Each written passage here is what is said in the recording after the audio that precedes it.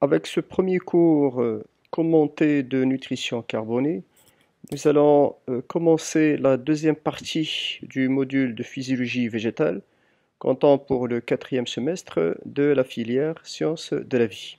Cette deuxième partie fait suite à celle qui a été assurée par Madame Bouhassan, au cours de laquelle elle a traité la nutrition hydrique et la nutrition minérale.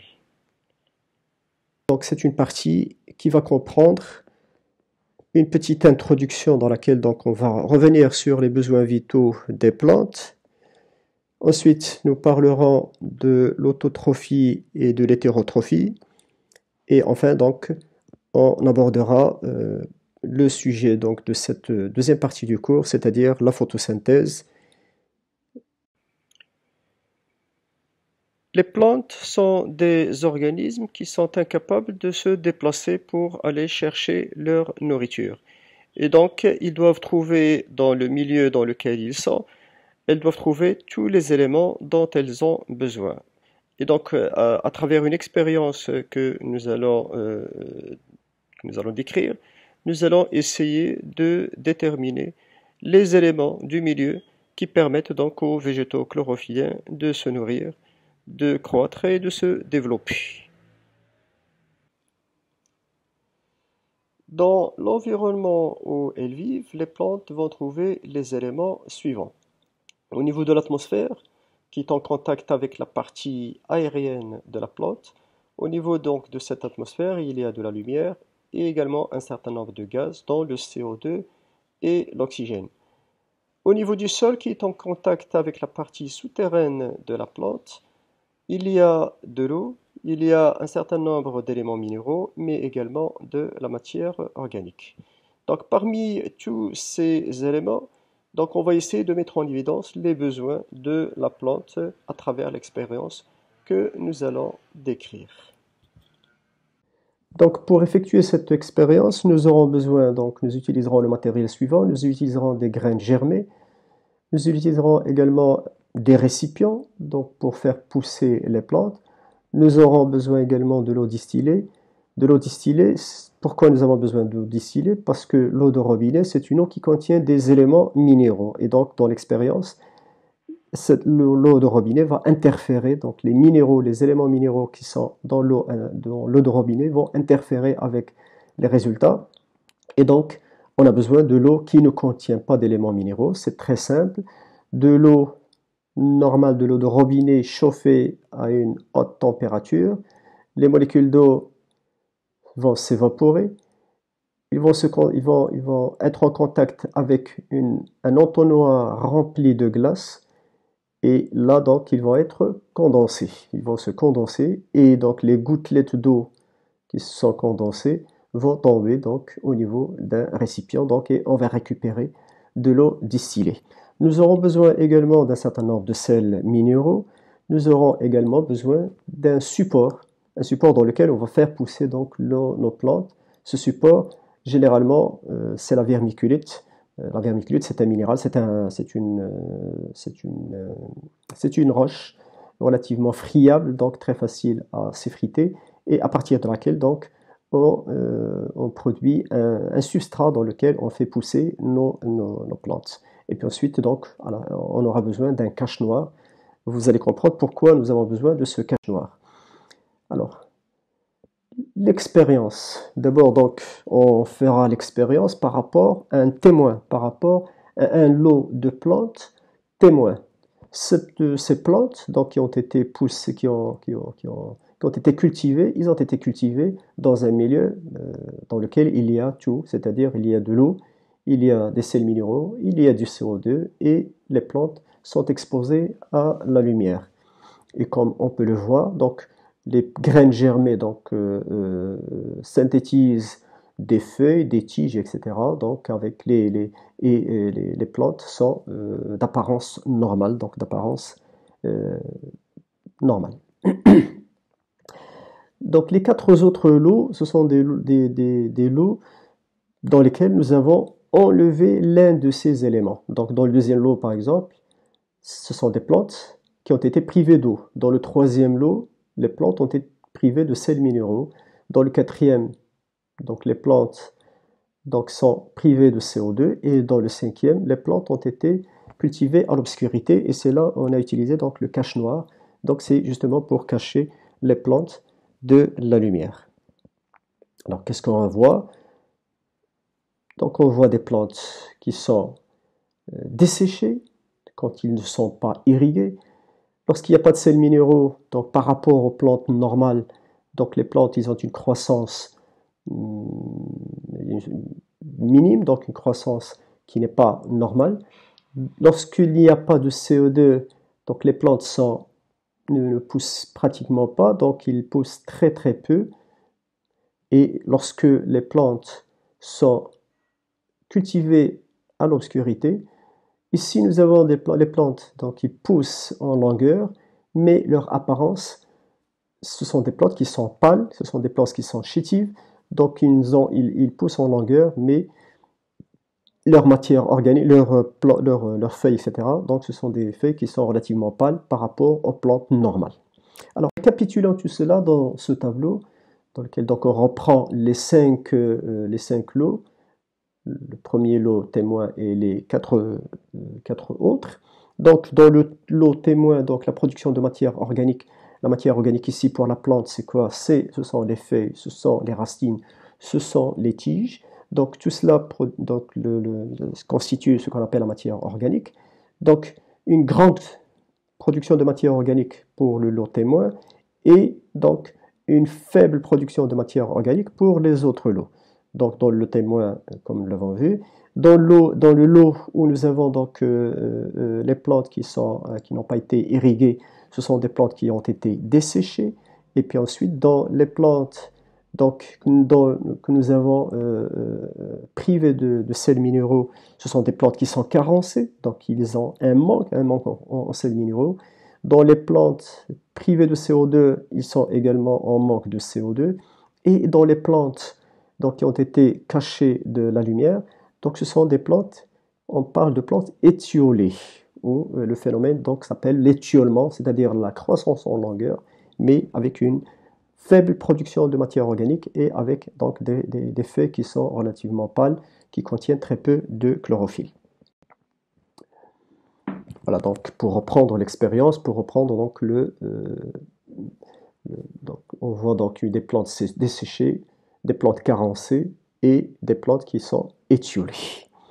Voilà, donc après cette introduction,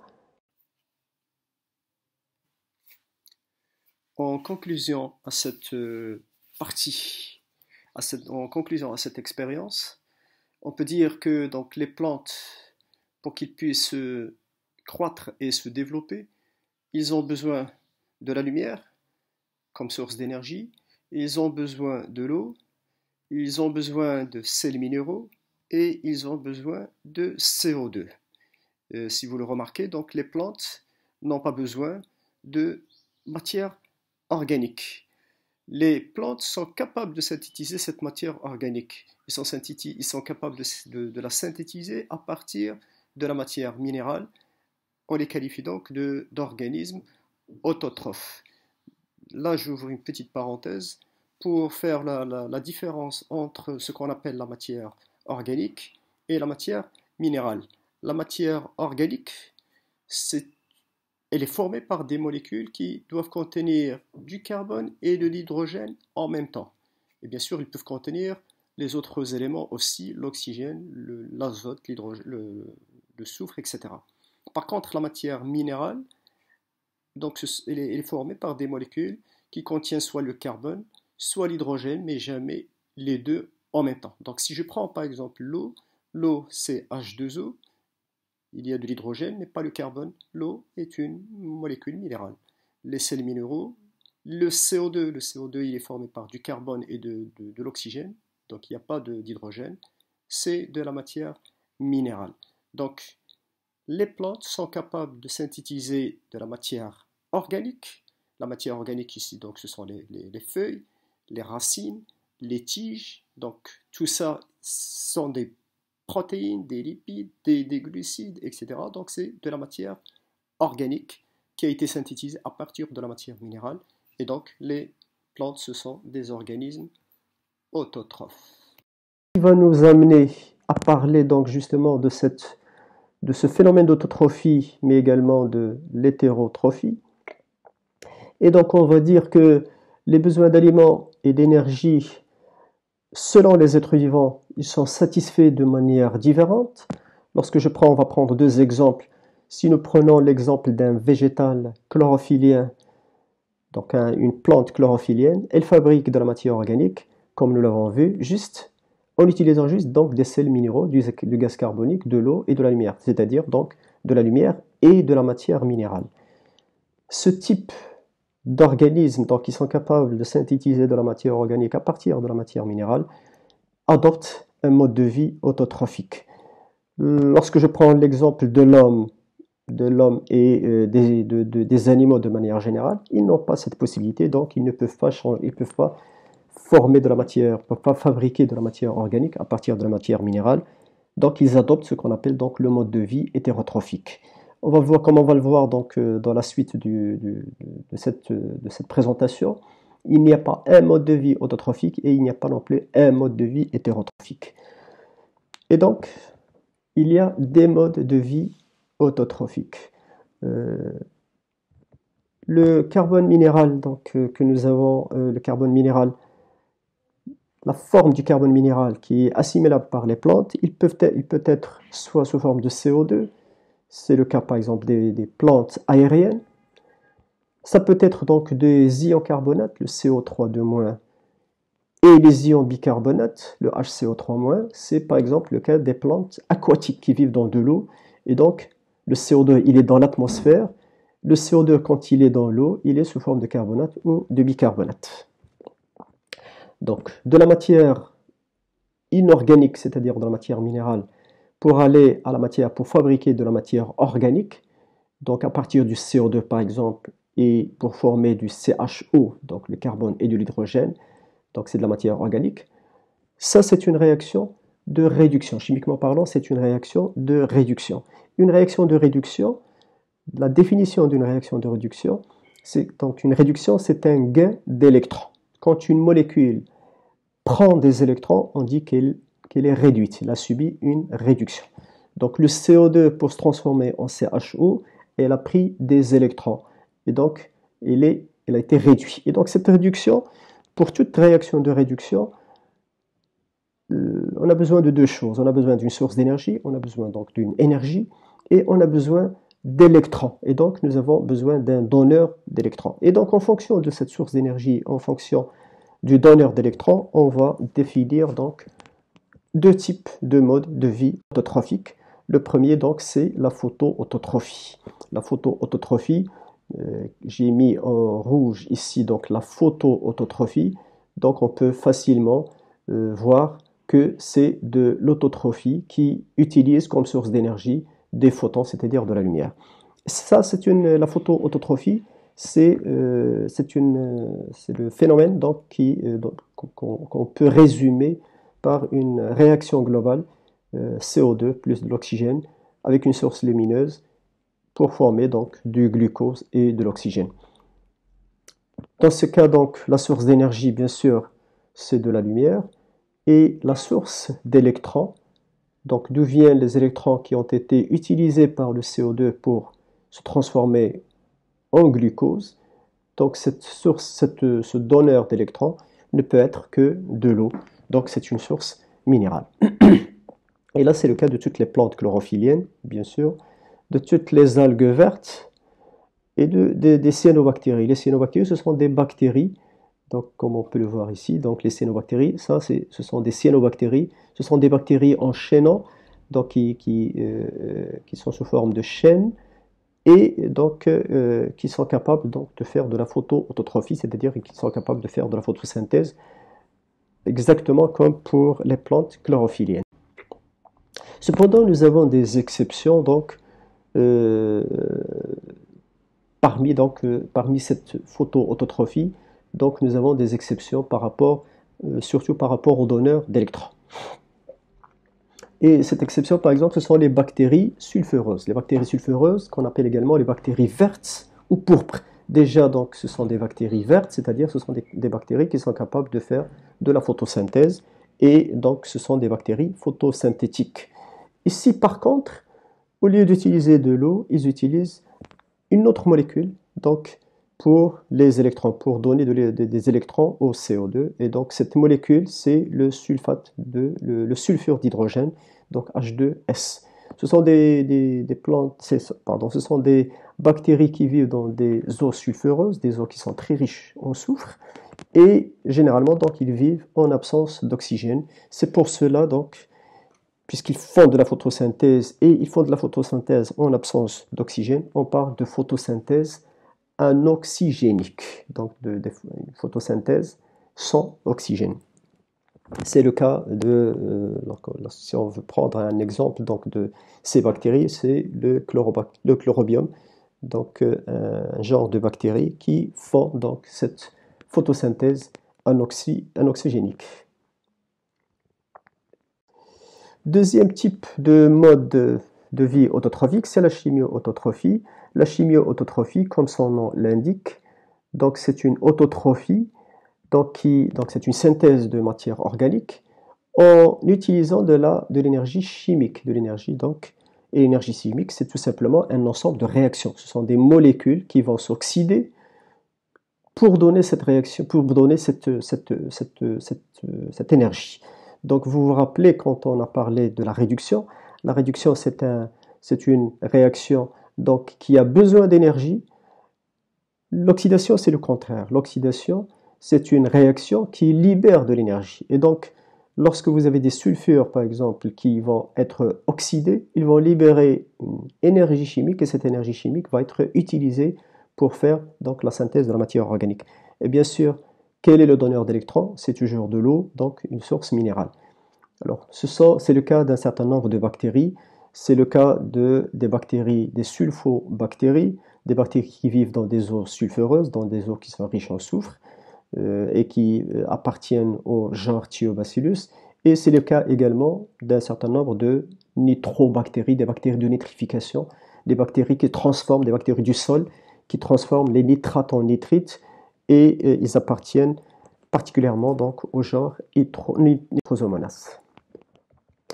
Deuxième type de mode donc, qui peut être adopté par les êtres vivants, c'est le mode de vie hétérotrophique. Les modes de vie hétérotrophiques, on va parler de deux types de modes et on va commencer par la photohétérotrophie. Déjà, donc l'hétérotrophie, donc pour rappel, c'est la synthèse de la matière organique à partir de la matière organique.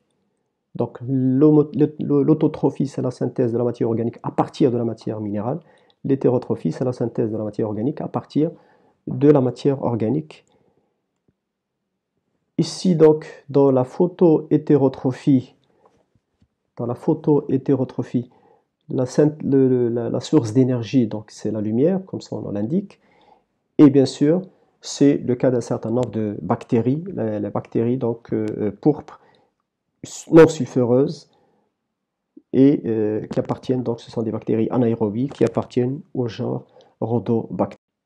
Le deuxième mode de vie hétérotrophique, c'est le mode de chimio-hétérotrophie, qu'on appelle également la chimio-organotrophie.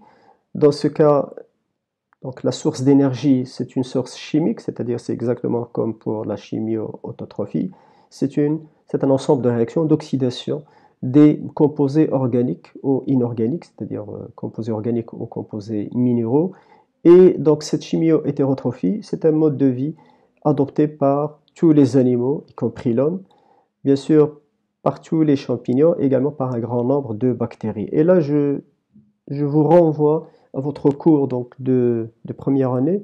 Lorsqu'on a vu la mitochondrie, on a vu que à partir de la matière organique, à partir du glucose, à partir des glucides, des lipides, des protéines, c'est-à-dire de la matière organique que nous mangeons, que nous prenons dans la nourriture, donc toute cette matière organique, donc à travers l'acide pyruvique par exemple, elle rentre dans la mitochondrie et elle va subir donc des oxydations pour former de l'ATP, et c'est cet ATP qui est une forme d'énergie métabolique, c'est cet ATP qui va servir donc à la synthèse de la matière organique, à la synthèse de protéines, à la synthèse de lipides et à la synthèse de glucides. donc de la matière organique synthétisée à partir de la matière organique. Et donc c'est exactement la définition de l'hétérotrophie. Donc on se donne rendez-vous dans la deuxième partie avec le fichier 2.